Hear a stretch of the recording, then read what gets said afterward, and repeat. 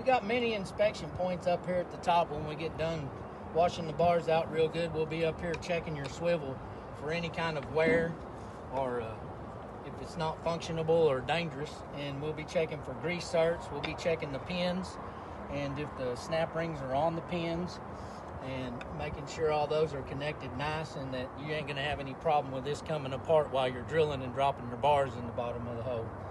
Also, on different types of bars, there's different types of connecting things that go on top that keep your most inner bar from falling out in the bottom.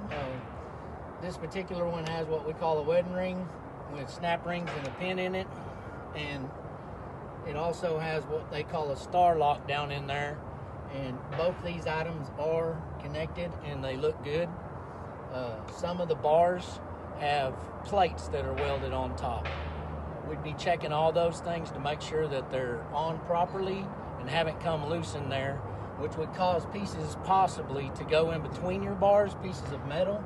And if those pieces of metal get in between your bars, you're talking about costly repairs of cutting your bars and trying to get that stuff out. Also, you'll have a bearing on these particular rigs. These bearings will have grease certs in them. We'll be checking for the grease certs in the swivel on the bearing. We'll be looking at your bearing for wear and functionality. If anything's wrong with it, we'll bring it to your attention. Also, these bolts is what attaches your bearing to your A-frame.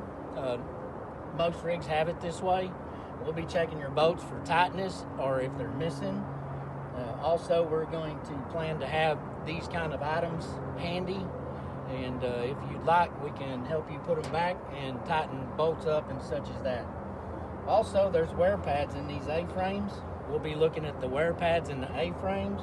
We'll be looking at the attachment points and making sure all that's good. Your A-frame, we'll be looking at it real quick to make sure there isn't any cracks in it.